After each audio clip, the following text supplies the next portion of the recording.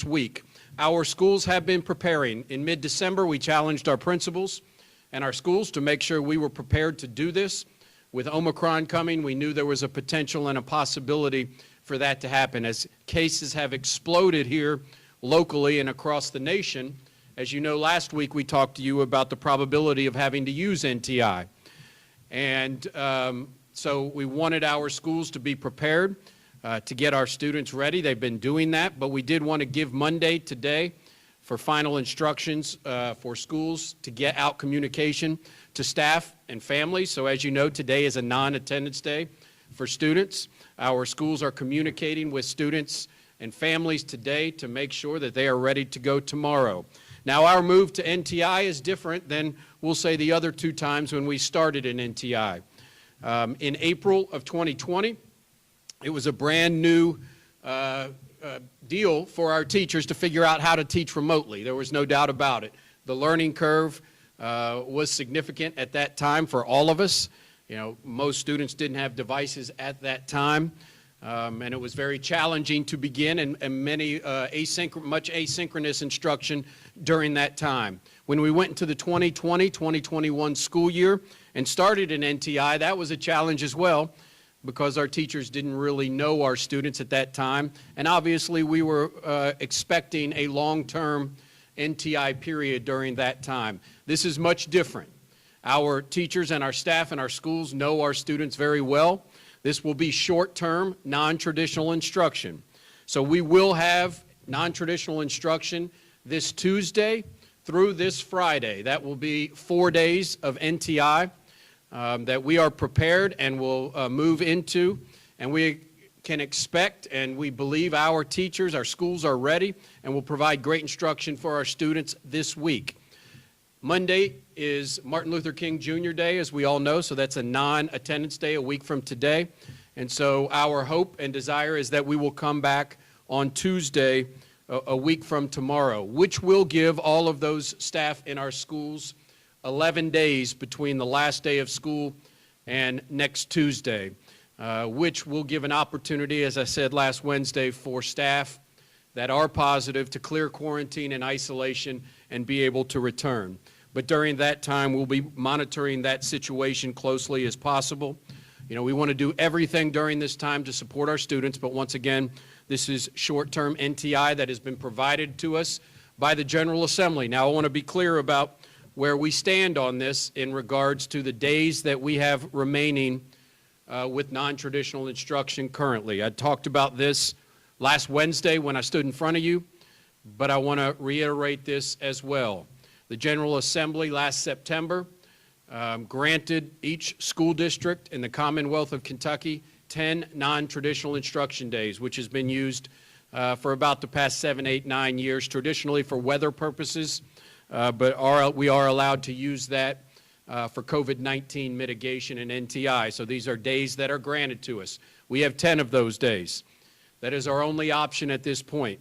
We are now using 4 of those days this week, which will leave us with 6 remaining NTI days as we move into middle to late January.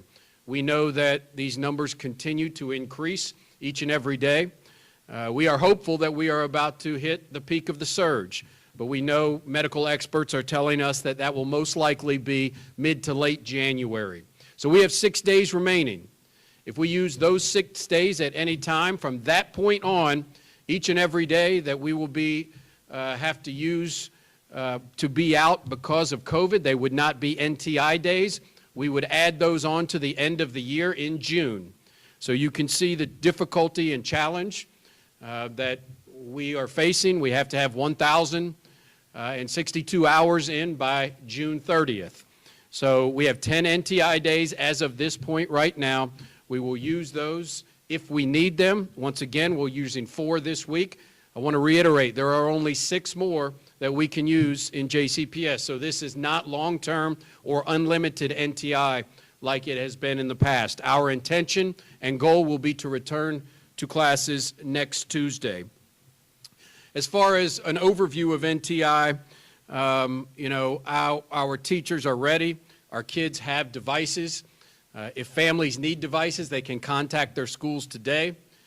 but in the past 21 months, the technology outlook in JCPS and across the country, but specifically for JCPS, has changed significantly. So many kids now have access to those devices, have access to the internet, are very familiar with work on Google Classroom and the ability for non-traditional instruction. Schools will be getting out schedules to their families today so that we can begin to move right into tomorrow seamlessly and make sure that we have the best and most effective non-traditional instruction for our students throughout this week. A couple of other important announcements that I think are we want families to know.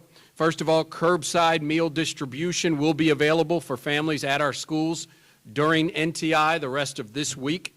Meals will be available Tuesday and Thursday at select schools from 11 a.m. to 1 p.m.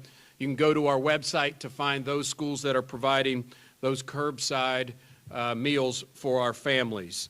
Athletics and extracurricular activities will continue during NTI as long as staffing is available. Once again, we are in, the NTI. I want to be clear about this because of the lack our inability right now to cover classrooms because of how many teachers we have out at this time. But extracurricular activities will go on as long as COVID safety measures are followed and we have the appropriate staffing to cover those activities. We'll also have support for English language learners, and counseling support will be available to students during NTI, as we have always done that. And so, those are some of the big steps that we will take. Once again, from last Thursday, which was our last day in school, until next Tuesday will be 11 consecutive days, and give our students the opportunity, our staff the opportunity to clear that quarantine and that isolation. I'll say this again, once again, these have been very difficult decisions. It's been difficult times, obviously, across our community and our nation, but in education more than ever. This is a struggle through districts everywhere right now as we are struggling, just like so many other corporations and entities, to staff our schools effectively. There is that very difficult balance in definitely wanting to get our kids in school, but also making sure that we are able to do it safely. We are able to do it effectively so that kids can learn and we can provide instruction, and not to put too much stress on our schools who are trying, and our leaders, in very innovative ways to make sure that we are covering all classes with the amount of substitutes we have out right now. So very difficult challenges and very difficult times for us. But as always, I know JCPS staff and students will step up. We're going to provide great instruction during NTI, and we plan on being back hopefully a week from tomorrow, back to in-person learning. I'm happy to take any questions that you have at this time. Dr. Pollio, the only question I really have is, why wait until Sunday evening, 6 o'clock to make this decision? Was there something, were you holding out hope Saturday and even Friday night that maybe you could squeeze in a day this week in person? Well, it was pretty clear last Wednesday about the process that we go through, and it's been no different. And the process is we gather in mid-afternoon, just like we do during the weekday, to evaluate the numbers. And I know that's difficult and challenging, but we are trying to get every possible day of in-person instruction that we have, because once again, we only have 10 NTI days. So we gathered on Saturday to monitor the data. We were continuing to see the numbers increase throughout the weekend. So going into the weekend, we had hopes that we could go today, tomorrow.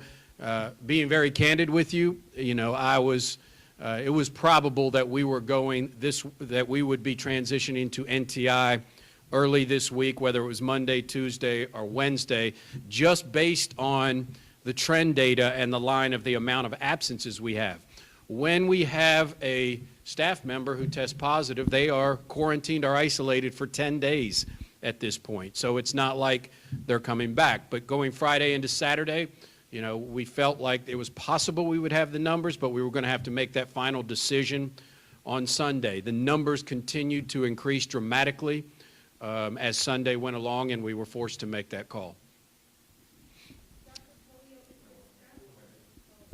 Sorry, Dr. Polly, do all the students have their Chromebooks and basically all the essentials they need? I know those were handed out last year. Do they still have them to kind of move forward? So most of our students do have those Chromebooks and things. That's one of the main reasons we wanted to make sure we had today as an opportunity for students to reach out to their school if they needed to get something. Our principals, assistant principals, the administrators are working at schools today, so it gives the opportunity to get out final schedules, and if students have something that they need, they can reach out to their schools and get it, but the vast majority of our students have what they need to be successful with NTI. Dr. Polio, if the staffing shortage forces JCPS to extend NTI beyond the number of days approved by state lawmakers, what's the penalty? What's the penalty? Yes. Well, I mean, there's not necessarily any penalty that we would have if we go beyond. Once again, we have 10 NTI days. So that is the maximum amount of days at this time we can use for non-traditional instruction. Every day after that we are forced to be out of school because of staffing, we will add on to the end of the school year, and we will go to school as long as it takes in June. I just wanted to ask, Eileen with Spectrum News 1 Kentucky. You've mentioned a few times that you hope to be back. You hope to be back hopefully on next Tuesday. So what do those numbers have to look like in order for school to be back? Well, the difficulty in this, is it Eileen? Is that what you Yes, said? I'm sorry, Eileen, Eileen. yeah. The difficulty in this, Eileen, is that there is no formula that says exactly when we will or will not return. We have to look at a couple things. We look at the total number of absences that our staff have. We look at the important number for us is uncovered subs or uncovered classrooms. We don't have subs to cover those classrooms. But on top of that, you know, the challenge for us right now is there is no mechanism for individual schools. So, you know, we have some schools that may be lower in their need, but we have other schools, high schools and middle schools especially, that may have had 15, 16, 18 uncovered classrooms, which becomes untenable at that point to figure out ways to do that, and especially when we've reduced the pool of subs who are available and reduced the pool of central office folks who can go out to schools and cover.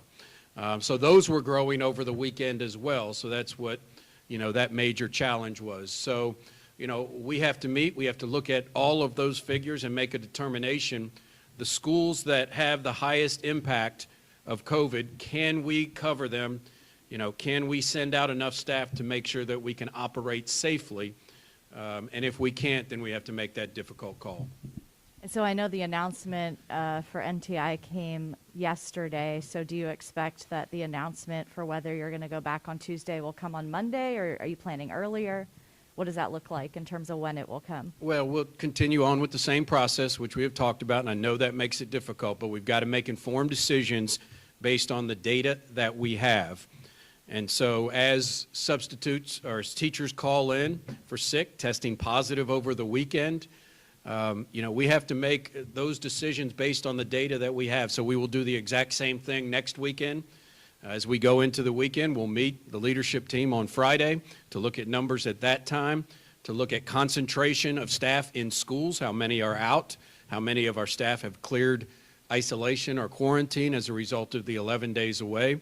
We'll meet again on Saturday, we'll meet Sunday, and we'll meet Monday. And so we would like to be able to make that decision, but our number one goal here is to make the right decision that we can do so that, you know, we can have schools safely. So I would anticipate a Monday decision. Kevin? You mentioned last week that you were wanting lawmakers to give you all more flexibility with NTI. One of the bills moving through the legislature now would give school districts 10 days per school to implement some sort of targeted remote learning. Is that something that you've talked to people in Frankfort about in terms of your support, or what sort of difference that could make with the district, and what do you think about that proposal and what it could do for JCPS? Well, I think there is some potential to help with that. I do have some concerns about a school district with 155 schools trying to surgically figure out ways to close certain schools and not others, and what that level is. So example, School A has 15 uncovered classrooms, and School B has 8 or 9 uncovered classrooms, and trying to make a decision. One stays in school and one goes to remote learning. Those would be very difficult decisions.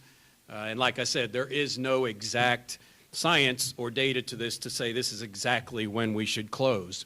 I am hoping, my hope and desire would be that those 10 remote days, if a district has used their 10, that we could then transition those into 10 more NTI days. And then I believe we would have enough to make it through this Omicron surge. I'm hoping, once again, I've said this many times up here, I'm no epidemiologist or expert. I follow like everybody else does. I'm hoping that at least for this school year, this is the end not the end, this is the last surge that we will face this year after Delta and Omicron, and then we can finish the year in person, which is our absolute desire to do that. So I would like to see those 10 remote days. If we've used 10 NTI days, we could then transition those into full 10 NTI days. But I want to say this, I have no, I will not push, and I am not looking for unlimited NTI days. We want our kids in schools. We need our kids in schools, but we do need to have some flexibility, especially over the next 3 weeks, as we know this is going to be a difficult time. Minute detail question. Will students have to make up today at the end of the year? That will be up to our board. As I said last Wednesday, we have 4 days. JCPS goes 4 days over the required number of hours for our required by state law by June 30th. So we can ask our board to forgive this day, but it will be up to, and I'll make a recommendation at that time. The 2 options would be our board forgives the day, or the second would be added on to the end of the year, or another day that we are off school. So I'll discuss this with our board and see what their belief would be.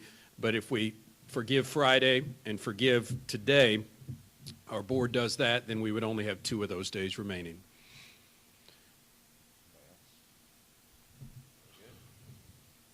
Okay. Thank you all. Have a great day.